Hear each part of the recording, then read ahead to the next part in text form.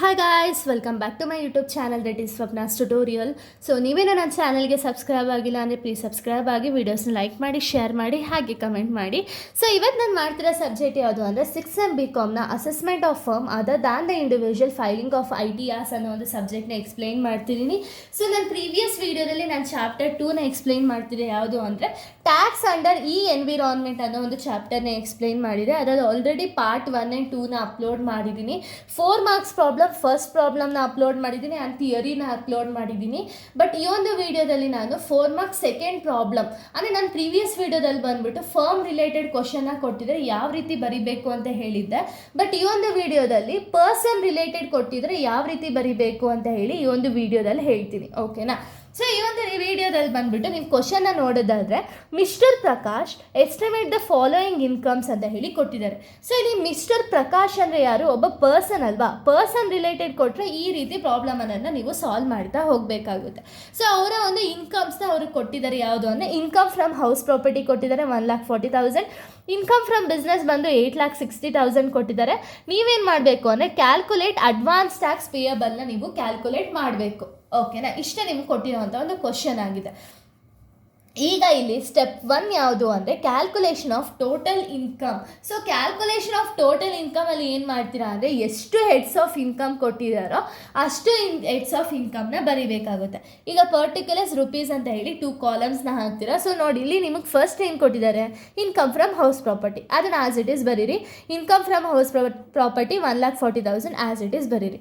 ಇನ್ನು ನೆಕ್ಸ್ಟ್ ಬಂದುಬಿಟ್ಟು income from business 8,60,000 ಕೊಟ್ಟಿದ್ದಾರೆ, 8,60,000 ಆ್ಯಸ್ ಇಟ್ ಈಸ್ ಬರೀರಿ. ಇನ್ನೇನು ಡೀಟೇಲ್ಸ್ ನಮಗೆ ಕೊಟ್ಟಿಲ್ಲ. ಇವೆರಡು ಡೀಟೇಲ್ಸ್ ಆಗಿರೋದ್ರಿಂದ ಇವೆರಡನ್ನು ಆ್ಯಡ್ ಮಾಡಿದಾಗ ನಿಮಗೆ 10 ಲಕ್ಷ ರೂಪಾಯಿ ಬರುತ್ತೆ. ಅಕಸ್ಮಾತ್ ನಿಮ್ಗೆ ಏನಾದ್ರು ಎಕ್ಸ್ಟ್ರಾ ಡೀಟೇಲ್ಸ್ನ ಕೊಟ್ಟಿದ್ರೆ ಅದನ್ನು ಹಾಕಬೇಕಾಗಿತ್ತು. ಬಟ್ ಇಲ್ಲಿ ಯಾವುದೇ ಎಕ್ಸ್ಟ್ರಾ ಡೀಟೇಲ್ಸ್ ಕೊಟ್ಟಿಲ್ಲ. ಸೊ ಅದಕ್ಕೆ 10,000 rupees minus 10 lakh rupees minus set of losses ಏನೂ ಇಲ್ಲ ಇಲ್ಲಿ. ಸೊ ಲಾಸಸ್ನ ನಿಲ್ಲ ಅಂತ ಹೇಳಿ ಹಾಕ್ತೀರಾ. ಇವಾಗ ನಿಮಗೆ ಗ್ರಾಸ್ ಟೋಟಲ್ ಇನ್ಕಮ್ ಸಿಗುತ್ತೆ. ಎಷ್ಟು ಅಂದರೆ 10 ಲಕ್ಷ ರೂಪಾಯಿ ಗ್ರಾಸ್ ಟೋಟಲ್ ಇನ್ಕಮ್ ಅನ್ನೋದು ಸಿಗುತ್ತೆ. ಯಾಕೆಂದರೆ ಲಾಸ್ ಏನೂ ಇಲ್ಲ. ಅದೇ ಆನ್ಸರ್ನ ಬರೀತೀರಾ. ಇನ್ನು ಡಿಡಕ್ಷನ್ ಇದೆಯಾ? ಕ್ವಶನ್ ಇರೋದೇ ಇಷ್ಟು, ಡಿಡಕ್ಷನೂ ಇಲ್ಲ ಕ್ವಶನಲ್ಲಿ.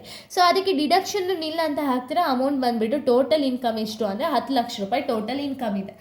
ಈಗ ಟೋಟಲ್ ಇನ್ಕಮ್ ಬೇಸಿಸ್ ಮೇಲೆ ಟ್ಯಾಕ್ಸ್ ಲಯಬಿಲಿಟಿನ ಫೈಂಡ್ ಔಟ್ ಮಾಡ್ತೀರಾ.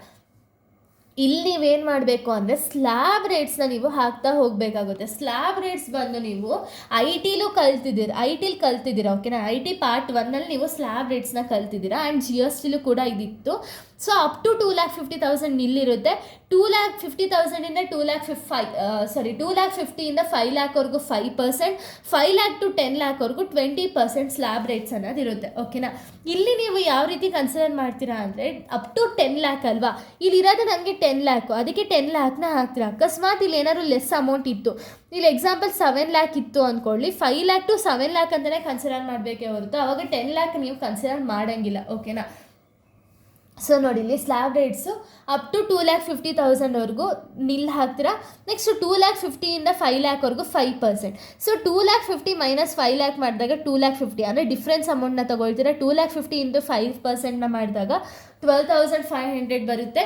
ನೆಕ್ಸ್ಟ್ 5 lakh to 10 lakh 20%, ಅಂದರೆ 5 ಲಕ್ಷ ಆ್ಯಂಡ್ 10 ಲಕ್ಷ ಡಿಫ್ರೆನ್ಸ್ ಎಷ್ಟಿದೆ? 5 lakh ಅಲ್ವಾ?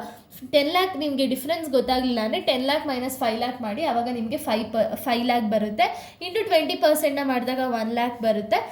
ಇವಾಗ ಇವೆರಡೂ ಆ್ಯಡ್ ಮಾಡಿದಾಗ 1,12,500 ರೂಪೀಸ್ ಸಿಗುತ್ತೆ. ಇದಕ್ಕೆ ನೀವು ಸರ್ಚ್ ಚಾರ್ಜ್ನ ಆ್ಯಡ್ ಮಾಡಬೇಕಾಗುತ್ತೆ. ಇಲ್ಲಿ ಯಾವುದೇ ರೀತಿಯ ಸರ್ಚ್ ಚಾರ್ಜ್ ನಮಗೆ ಬರಲ್ಲ. ಯಾಕೆ ಅಂದರೆ 1 crore ಜಾಸ್ತಿ ಇದ್ದರೆ ಮಾತ್ರ ನಾವು ಸರ್ಚ್ ಚಾರ್ಜ್ನ ತೊಗೊಳ್ಳೋದು. ಸೊ ಸರ್ಚ್ ಚಾರ್ಜ್ ಬಂದುಬಿಟ್ಟು ನಿಲ್ ಆಗಿರುತ್ತೆ. ಇನ್ನು ಹೆಲ್ತ್ ಆ್ಯಂಡ್ ಎಜುಕೇಷನ್ ಅಟ್ 4%. ಇಲ್ಲಿ ಏನು ಅಮೌಂಟ್ ಬಂದಿರುತ್ತೋ ಅದು ಬೇಸಿಸ್ ಮೇಲೆ 4%ನ ಕೊಡ್ತೀರಾ. 1,12,500 ಇಂಟು 4%ನ ಮಾಡಿದಾಗ 4,500 ರೂಪೀಸ್ ಬರುತ್ತೆ. ಇವೆರಡೂ ಆ್ಯಡ್ ಮಾಡಿದಾಗ ನಮಗೆ ಟ್ಯಾಕ್ಸ್ ಲಯಬಿಲಿಟಿ ಬಂದುಬಿಟ್ಟು 1,17,000 ರೂಪೀಸ್ ಇದೆ. ಈ ಅಮೌಂಟ್ ಮೇಲೆ ನೀವೇನು ಮಾಡಬೇಕು ಅಂದರೆ ಅಡ್ವಾನ್ಸ್ ಟ್ಯಾಕ್ಸ್ ಪೇಮೆಂಟ್ನ ನೀವು ಈ ಅಮೌಂಟ್ ಬೇಸಿಸ್ ಮೇಲೆ ಕೊಡಬೇಕಾಗುತ್ತೆ. ಓಕೆನಾ? ಸೊ ನೋಡಿ, ಇಲ್ಲಿ ಅಡ್ವಾನ್ಸ್ ಟ್ಯಾಕ್ಸ್ ಪೇಮೆಂಟ್ ಬಂದು on or before 15th June, 15th September, 15th December, 15th March 1,17,000 ಅಲ್ವಾ ಬಂದಿರೋದು. ಅದಕ್ಕಿಂತ ಮುಂಚೆ ಪೇ ಮಾಡಿದ್ರೆ 15%, 30%, 30%, 25% ಬರುತ್ತಲ್ವಾ. ಸೊ 1,15,000 ಇಂಟು 15% ಮಾಡಿದ್ರೆ 17,750 550. ಸೊ 1,17,000 ಇಂಟು 30% ಮಾಡಿದಾಗ 35,100. 1,17,000 ಇಂಟು 30% ಮಾಡಿದಾಗ 3,500. 1,17,000 ಇಂಟು 25% ಮಾಡಿದಾಗ 29,250 ಬರುತ್ತೆ. ಇಷ್ಟನ್ನ ಆ್ಯಡ್ ಮಾಡಿದಾಗ 1,17,000 ಬರಬೇಕು. ಈ 15 30 25 ಹೇಗೆ ಬಂತು ಅಂದರೆ ನಾನು ಆಲ್ರೆಡಿ ಎಕ್ಸ್ಪ್ಲೇನ್ ಮಾಡಿದ್ದೀನಿ. ಬಿಫೋರ್ ಏನಾದ್ರು ಪೇ ಮಾಡಿದ್ರು ಅಂದರೆ ಈ ಪರ್ಸೆಂಟೇಜ್ ಬರುತ್ತೆ, ಆಫ್ಟರ್ ಏನಾದ್ರು ಪೇ ಮಾಡಿದ್ರು ಅಂದರೆ ಆ್ಯಡ್ ಮಾಡಿ ನೀವು ಕೊಡಬೇಕಾಗುತ್ತೆ. ಓಕೆನಾ? ಸೊ ಇಲ್ಲಿಗೆ ಫಾರ್ಮ್ದು ಫಸ್ಟ್ ಪ್ರಾಬ್ಲಮ್ ಮುಗಿದ್ರೆ ನೆಕ್ಸ್ಟ್ ವೀಡಿಯೋದಲ್ಲಿ ನಾನು ಸೆಕೆಂಡ್ ಪ್ರಾಬ್ಲಮ್ ಅದು 4 ಮಾರ್ಕ್ಸ್ದೇ ಎಕ್ಸ್ಪ್ಲೈನ್ ಮಾಡ್ತೀನಿ. So thank you guys, thanks for watching.